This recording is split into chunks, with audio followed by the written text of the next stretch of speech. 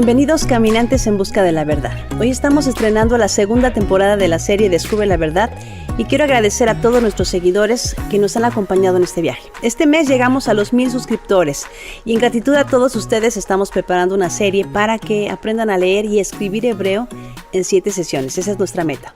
Si no estás suscrito, hazlo ahora para que recibas la notificación el día del estreno, que será el próximo jueves 17 de septiembre.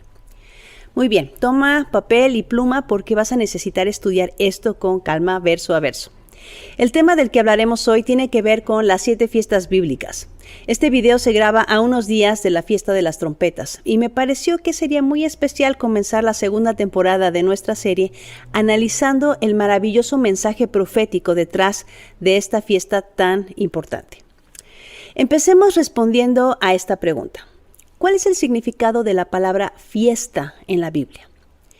Una palabra muy importante aparece en Levítico capítulo 23 y esta palabra es traducida como fiesta. En el versículo 2 encontramos la palabra hebrea moed. Como está escrito, habla a los hijos de Israel y diles las fiestas solemnes, ahí en plural, moedim, de Jehová. La palabra moed significa una cita, un tiempo señalado, un ciclo o un año. Una asamblea, un tiempo determinado, un tiempo preciso. Al entender el significado hebreo de la palabra fiesta, podemos deducir que Dios está precisando un tiempo determinado o un tiempo señalado, en el cual Él está haciendo una cita con la humanidad para cumplir ciertos aspectos de la redención. De hecho, Jesús o Yeshua, como le decían sus amigos, vino a la tierra exactamente a la hora determinada por Dios. Y Dios ha preparado un tiempo preciso en el futuro en el que juzgará al mundo. Cuando preparas tu agenda, dispones las horas y los días para que se ajusten a tu calendario y a tus actividades. A nadie más le corresponde cumplir con las citas que colocas en tu agenda. Es algo personal. Toda tu familia puede tener citas y algunas se cruzan, por lo que habrá que sincronizarlas. Pero tú eres responsable de lo que pasará en tu semana. Pues Dios tiene su agenda y sus citas. Si revisas Levítico 23 vas a notar algo. Estas fiestas no son del hombre o de un pueblo en particular. A veces las llamamos las fiestas de los judíos porque ellos las practican desde hace milenios. Pero leamos otra vez cómo empieza el pasaje en Levítico 23. Dice así en el versículo 2. Habla a los hijos de Israel y diles, las fiestas solemnes de Jehová, las cuales proclamaréis como santas convocaciones, serán estas. Estas son las fiestas de Yahweh, son sus citas y están en su agenda. Él puso la fecha y la hora en que habría de manifestarse al hombre, y Él siempre cumple con sus compromisos. Tú y yo podemos tener nuestras agendas llenas, pero el Creador tiene una cita con nosotros y va a llegar puntualmente, y nosotros tenemos que sincronizar nuestra agenda con la de Él. La primera vez que aparece la palabra moed en la Biblia es en Génesis 1:14. Dijo luego Dios, haya lumbreras en la expansión de los cielos para separar el día de la noche, y sirvan de señales para las estaciones, para días y años. La palabra que se tradujo como estaciones es la misma que aparece en Levítico 23, que se tradujo como fiestas. Lo que el pasaje de Génesis nos dice es que Dios colocó un reloj gigante en el cielo, el sol para indicarnos las horas del día, la luna para que supiéramos en qué día del mes estamos y las estrellas para que entendiéramos en qué mes del año nos encontramos. Así que las lumbreras del cielo desde el principio fueron colocadas para que pudiéramos sincronizar 7 veces al año nuestras vidas con la agenda de Dios. Su calendario está conectado con el sol porque su agenda dice que el día comienza al caer el sol.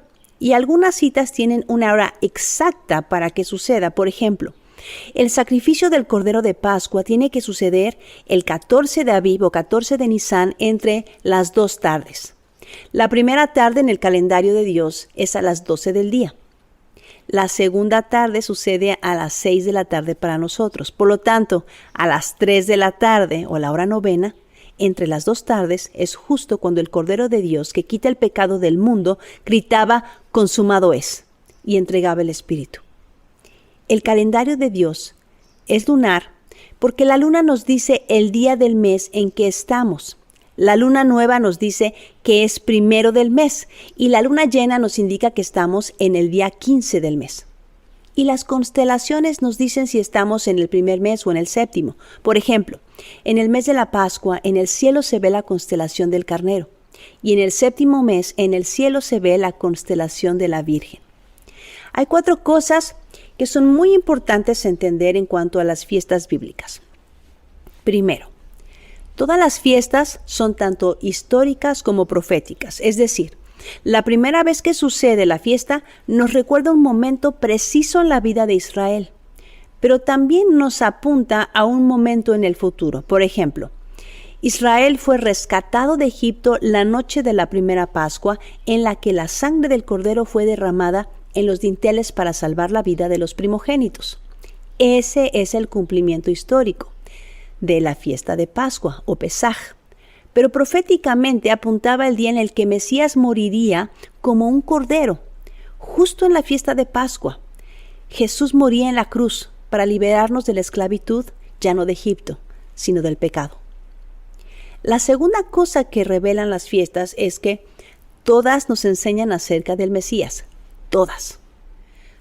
Todas las fiestas están enmarcadas en un contexto agrícola. Las primeras suceden durante la cosecha de la cebada y el trigo, y las de otoño durante el tiempo de la cosecha de los frutos. Finalmente, todas nos enseñan acerca de nuestra relación personal con Dios y cómo debemos caminar con Él mientras crecemos en el entendimiento divino, dejando de ser niños para poder llegar a ser creyentes maduros. Es importante recordar que como una unidad completa, las fiestas nos enseñan y nos revelan acerca del plan completo de Dios. Por eso son 7. Sin embargo, cada una de ellas se enfoca en un tema específico de su plan. Así es, las fiestas bíblicas son el plan de redención de Dios para que el hombre conozca, a través de lo natural, lo espiritual. La Biblia presenta muchas razones de peso para estudiar las fiestas, para entenderlas y celebrarlas. Primero, las fiestas están en la Biblia y toda la Biblia es inspirada por Dios. Pablo le dijo así a Timoteo: toda la Escritura es inspirada por Dios y útil para enseñar, para redarguir, para corregir, para instruir en justicia, a fin de que el hombre de Dios sea perfecto, enteramente preparado para toda buena obra. Por otro lado, las fiestas son una sombra de las cosas por venir que nos enseñan acerca del Mesías. Pablo dice en su carta a los Colosenses: por tanto, nadie os juzgue en comida o en bebida o en cuanto a días de fiesta, luna nueva o días de reposo, todo lo cual es sombra de lo que ha de venir, pero el cuerpo es de Cristo. Si observas, Pablo dice en este versículo que las fiestas son sombras de cosas que han de suceder en el futuro, que han de venir, y se tratan de Cristo. Las fiestas también son símbolos y ejemplos proféticos que nos muestran los acontecimientos venideros en el plan de redención divino. Dice Pablo en su carta a los Corintios: porque no quiero, hermanos, que ignoréis que nuestros padres todos estuvieron bajo la nube y todos pasaron el mar. Mas estas cosas sucedieron como ejemplos para nosotros, para que no codiciemos cosas malas como ellos codiciaron. Y estas cosas les acontecieron como ejemplo y están escritas para amonestarnos a nosotros, a quienes han alcanzado los fines de los siglos. Dios nos dio las fiestas para que podamos aprender y comprender el plan divino de redención del mundo y acerca de nuestra relación personal con Él. En Romanos 15:4 dice: porque las cosas que se escribieron antes para nuestra enseñanza se escribieron a fin de que por la paciencia y la consolación de las Escrituras tengamos esperanza. Otro aspecto muy importante es que las fiestas están como parte de la Torá, que significa instrucción, lo que conocemos como Pentateuco, y sirven como tutores que nos guían al Mesías. En Gálatas 3:24 Pablo escribió: de manera que la ley ha sido nuestro ayo para llevarnos a Cristo a fin de que fuésemos justificados por la fe. Las fiestas, como el resto de la ley, son la nana que nos lleva al Mesías. Jesús, o Yeshua, vino a cumplir todo lo que está escrito de Él en el Antiguo Pacto. Jesús le dijo a los fariseos que si realmente hubieran creído lo que escribió Moisés, no tendrían duda de quién era él. No penséis que yo voy a acusaros delante del Padre. Hay quien os acusa, Moisés, en quien tenéis vuestra esperanza. Porque si creyeseis a Moisés, me creeríais a mí, porque de mí escribió él. Pero si no creéis a sus escritos, ¿cómo creeréis a mis palabras? En otras palabras, necesitamos creer lo que está escrito en los primeros 5 libros de la Biblia para conocer y creer en las palabras de Jesús. Finalmente, las fiestas establecen el patrón de los eventos divinos aquí en la tierra y en el cielo. Éxodo 25:8 dice, y harán un santuario para mí y habitaré en medio de ellos, conforme a todo lo que yo te muestre, el diseño del tabernáculo y el diseño de todos sus utensilios, así los haréis. Y luego dice Hebreos 8:1. Ahora bien, el punto principal de lo que venimos diciendo es que tenemos tal sumo sacerdote, el cual se sentó a la diestra del trono de majestad en los cielos, ministro del santuario y de aquel verdadero tabernáculo que levantó el Señor y no el hombre. Jesús cumplió al pie de la letra las primeras 4 fiestas. Murió en la fiesta de Pascua, la que conmemora la salida de Egipto y la sangre del cordero que salvó a los primogénitos. Fue sepultado como se sepultaba el pan con levadura. 3 días y 3 noches después, Jesús se levantó de la tumba justo cuando todo Israel celebraba la fiesta de las primicias, presentándose a sí mismo como las primicias de la resurrección.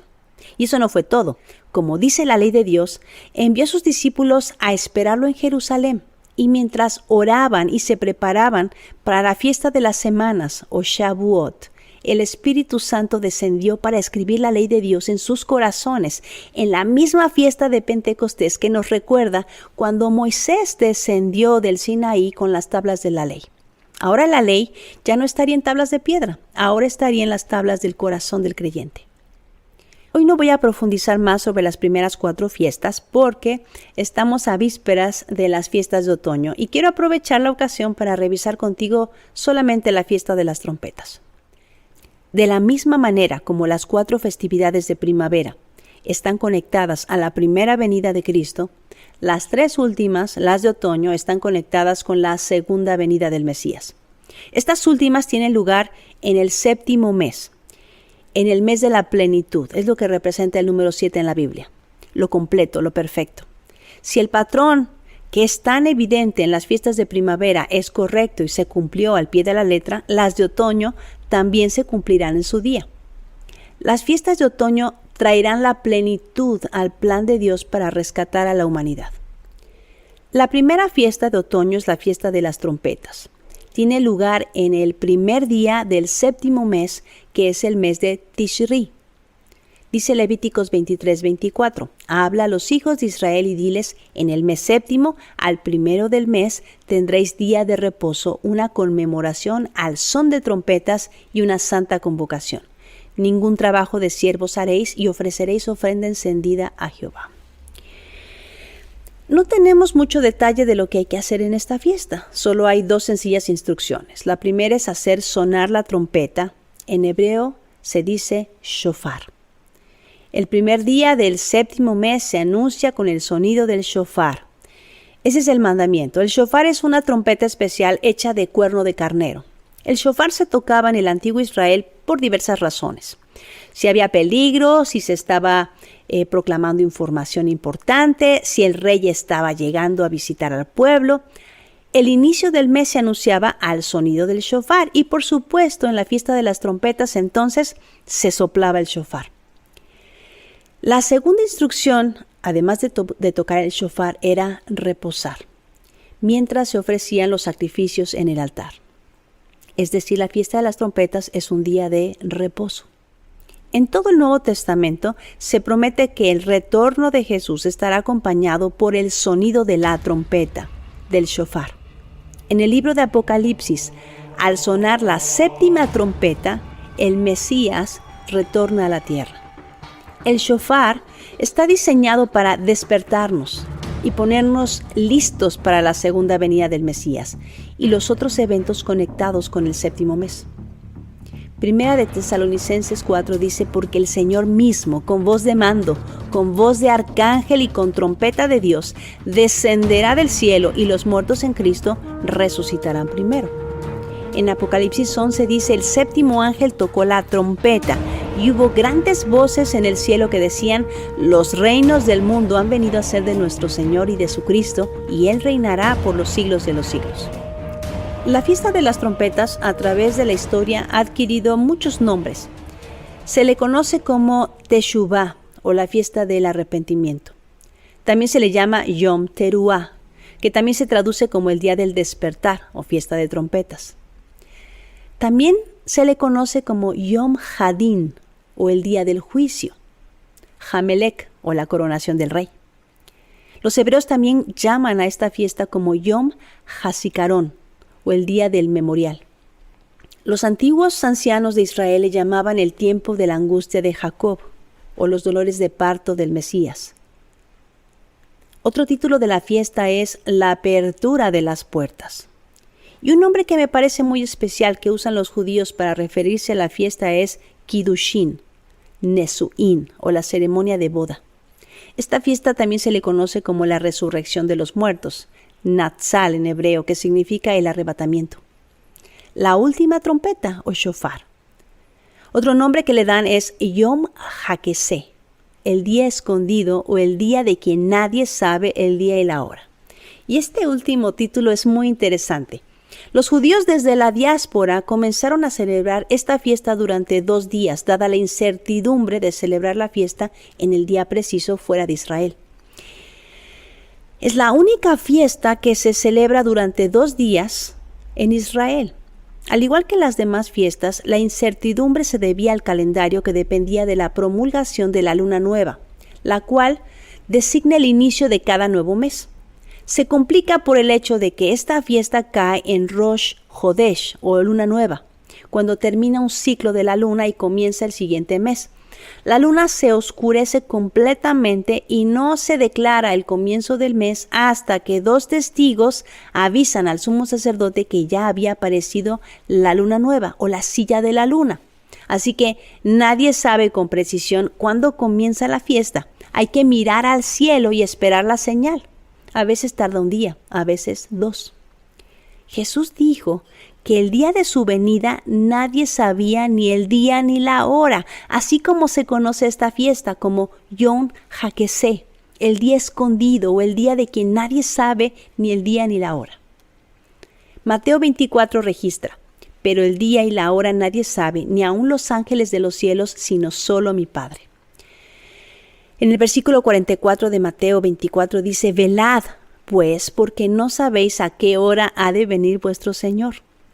Más adelante dice, pero sabed esto, que si el padre de familia supiese a qué hora el ladrón había de venir, velaría y no dejaría minar su casa. Por tanto, también vosotros estad preparados, porque el Hijo del Hombre vendrá a la hora que no pensáis. Vendrá el Señor de aquel siervo en el día en que no espera y a la hora que no sabe. 25:13 dice, velad pues, porque no sabéis el día ni la hora en que el Hijo del Hombre ha de venir. Yo no creo que es casualidad que Jesús dijera que no sabríamos el día ni la hora de su regreso.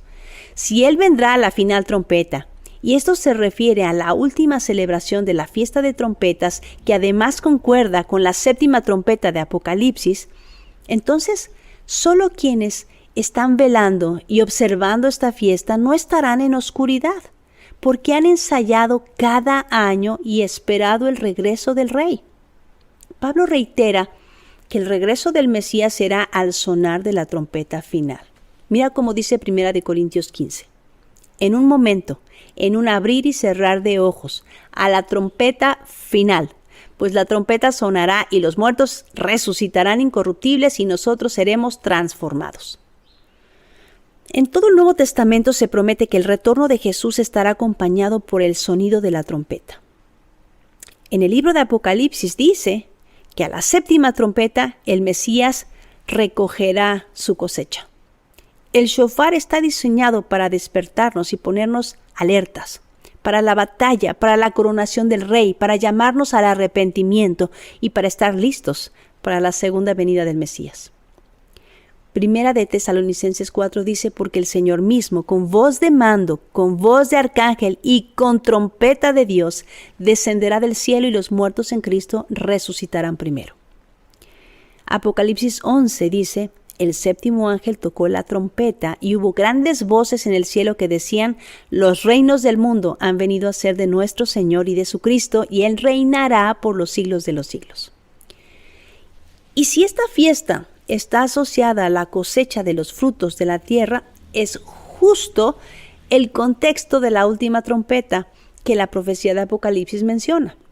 Miré, y aquí una nube blanca, y sobre la nube uno sentado semejante al Hijo del Hombre, que tenía en la cabeza una corona de oro y en la mano una hoz aguda.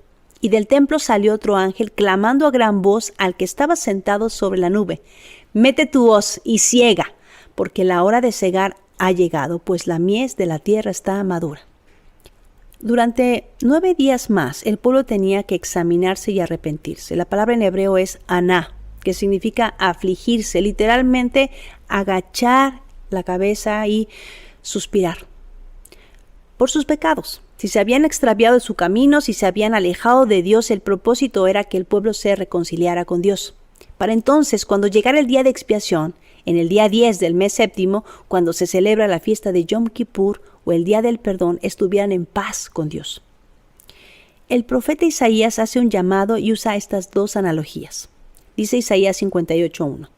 Clama a voz en cuello, no te detengas, alza tu voz como una trompeta y anuncia a mi pueblo su rebelión y a la casa de Jacob su pecado, que me buscan cada día y quieren saber mis caminos como gente que hubiese hecho justicia y que no hubiese dejado la ley de su Dios. Me piden justos juicios y quieren acercarse a Dios. El sonido de la trompeta es una advertencia contra el peligro. Amós 3:6 dice, se tocará la trompeta en la ciudad y no se alborotará el pueblo. ¿Habrá algún mal en la ciudad, el cual Jehová no haya hecho? Porque no hará nada Jehová el Señor sin que revele su secreto a sus siervos los profetas. La profecía también dice que el Señor llamará a su pueblo de las 4 esquinas de la tierra. Así que la trompeta también sirve como un llamado para reunir a los dispersos de Israel. Isaías 27:13 dice, acontecerá también en aquel día que se tocará con gran trompeta y vendrán los que habían sido esparcidos en la tierra de Asiria y los que habían sido desterrados a Egipto y adorarán a Jehová en el monte santo, en Jerusalén. ¿Quieres disfrutar del favor de Dios? Además de su gracia, necesitas vivir reconciliado con Dios, en paz. ¿Cómo se hace esto? Aquí está la clave para vivir espiritualmente. La fiesta de Yom Teruah. A veces malentendemos el asunto del perdón de Dios. Él nos ha librado de las consecuencias eternas por nuestro pecado, pero no de las consecuencias terrenales inmediatas por nuestro pecado. Lo que acabamos de leer indica que igual que el pueblo de Israel debía cada año afligirse por su pecado, nosotros también debemos afligirnos por nuestras faltas, pero no con el propósito de ser días de depresión, sino de purificación. Es un asunto de limpieza. La sangre que derramó el Mesías nos limpia de todo pecado si tenemos el valor de declarar con nuestra boca que estamos de acuerdo con Dios. Eso es lo que significa confesar. Si confesamos nuestros pecados, Él es fiel y justo para perdonar nuestros pecados. Y si estamos dispuestos a arrepentirnos de nuestra vana manera de vivir, la gracia nunca fue permiso para pecar. En Cristo hemos sido llamados a vivir en santidad y eso se logra solamente obedeciendo los mandamientos del Padre Eterno. Eso es hacer su voluntad. En Proverbios 16:6 dice, con misericordia y verdad se corrige el pecado y con el temor de Jehová los hombres se apartan del mal. En 1 de Juan 1:5 dice, este es el mensaje que hemos oído de Él y os anunciamos. Dios es luz y no hay ningunas tinieblas en Él. Si decimos que tenemos comunión con Él y andamos en tinieblas, mentimos y no practicamos la verdad. Pero si andamos en luz como Él está en luz, tenemos comunión unos con otros y la sangre de Jesucristo su Hijo nos limpia de todo pecado. Si decimos que no tenemos pecado, nos engañamos a nosotros mismos y la verdad no está en nosotros. No podemos andar por la vida fingiendo que todo está bien cuando andamos con problemas interpersonales, cuando tenemos amargura en el corazón, cuando vivimos en la carne, cometiendo pecados atroces. No podemos andar de mentirosos, por no decir hipócritas. Es necesario afligirnos y detenernos y suspirar por lo que hay en nuestro corazón que está mal. Si hoy te das cuenta que hay cosas en las que le has fallado a Dios, si tienes algo contra alguien o si alguien tiene algo contra ti, si pudiendo hacer el bien a alguien te has negado, si tienes deudas materiales o espirituales con alguien y no las has pagado, necesitas afligirte porque el pecado trae consecuencias. Si mientras escuchas mi voz entiendes que esta exhortación suena como una trompeta llamándote al arrepentimiento, no pierdas el tiempo. Hoy es el día. Por esta razón el Señor quería que su pueblo celebrara esta fiesta cada año, porque es un ensayo que prepara nuestras vidas para su regreso y nos pone a la raya con nuestra realidad. Nos confronta y nos da la oportunidad de arrepentirnos mientras hay tiempo. Porque cuando suene la final trompeta ya no habrá una segunda oportunidad. La fiesta de las trompetas es un recordatorio que un juicio se acerca. Y como en los días de Noé, la puerta se mantuvo abierta 7 días para permitir que si había alguien que quisiera creerle a Dios, entrara al arca. Pero luego Dios, al 7º día, cerró la puerta y el diluvio comenzó. Lo interesante y hermoso de esta fiesta es que está unida a la siguiente. Dios no quiere que permanezcamos con una angustia, tiene un propósito mayor, el día de expiación, Yom Kippur. Este era el día cuando el sumo sacerdote le era permitido ingresar al lugar santísimo, esparcir sangre sobre el arca del pacto y expiar por los pecados de Israel. Este es un día muy solemne. El pueblo de Dios es llamado a afligir su alma y una manera de hacerlo es ayunando y orando y pidiendo perdón. Tenemos 10 días desde el inicio de la fiesta de las trompetas hasta el cierre de Yom Kippur para arrepentirnos. Este es un día de juicio, de expiación y limpieza. Proféticamente mira al día futuro del juicio y limpieza inmediatamente después del retorno de Jesús. Este juicio se describe en Mateo 25. Jesús nos dice que después que Él regrese, establecerá su trono en Israel y juzgará a las naciones desde Sión. Aquellas naciones, individuos que se volvieron a Dios después del periodo de angustia, durante la tribulación, serán bienvenidas a su reino. Aquellas naciones e individuos que no se arrepintieron serán echados de la vida del reino. Tiene sentido que este juicio ocurra en el mismo día de algún futuro Yom Kippur.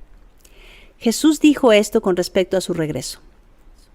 E inmediatamente después de la tribulación de aquellos días, el sol se oscurecerá y la luna no dará su resplandor y las estrellas caerán del cielo y las potencias de los cielos serán conmovidas. Entonces aparecerá la señal del Hijo del Hombre en el cielo, y entonces lamentarán todas las tribus de la tierra y verán al Hijo del Hombre viniendo sobre las nubes del cielo con poder y gran gloria. Y enviará a sus ángeles con gran voz de trompeta, y juntará a sus escogidos de los 4 vientos desde un extremo del cielo hasta el otro. Cuando la trompeta final suene, el Señor reunirá a sus escogidos de las 4 esquinas de la tierra. ¿Estás entre sus escogidos? Los hebreos durante la fiesta de Yom Kippur oran desde la antigüedad así: Señor, perdona mi pecado y escribe mi nombre en el libro de la vida. Jesús vino como el Cordero de Pascua para tomar tu lugar en la cruz y darte vida. Es un regalo. Decidió tomar tu lugar, pero para poder recibir este regalo necesitas arrepentirte. La Biblia dice: yo no quiero la muerte de nadie. Conviértanse y vivirán, lo afirma el Señor Omnipotente. Y dice en el Nuevo Testamento: les digo que no. De la misma manera todos ustedes perecerán a menos que se arrepientan. Por tanto, para que sean borrados sus pecados, arrepiéntanse y vuélvanse a Dios, a fin de que vengan tiempos de descanso de parte del Señor. Estamos a unos días de celebrar la fiesta de las trompetas, la época conocida como Teshuvá, que en hebreo significa regresar, retorno, arrepentirse. Dios siempre ha tenido en su corazón advertir a su pueblo antes de proclamar y enviar juicio. Dios advirtió a la gente antes del diluvio y envió una advertencia a Nínive antes de ser destruida. Él no desea que nadie reciba la ira de su juicio. Ezequiel 18:21 dice: Mas el impío, si se apartare de todos sus pecados que hizo y guardare todos mis estatutos e hiciere según el derecho y la justicia, de cierto vivirá, no morirá. Y Pedro confirma las palabras del profeta. El Señor no retarda su promesa, según algunos la tienen por tardanza, sino que es paciente para con nosotros, no queriendo que ninguno perezca, sino que todos procedan al arrepentimiento.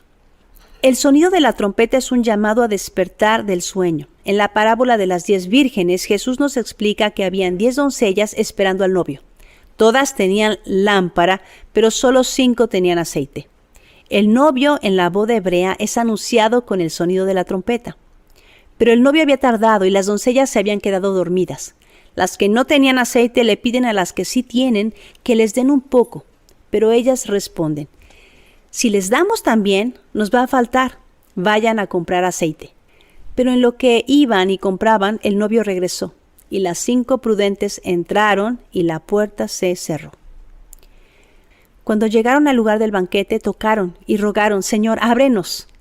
Pero el novio salió y les declaró: no las conozco.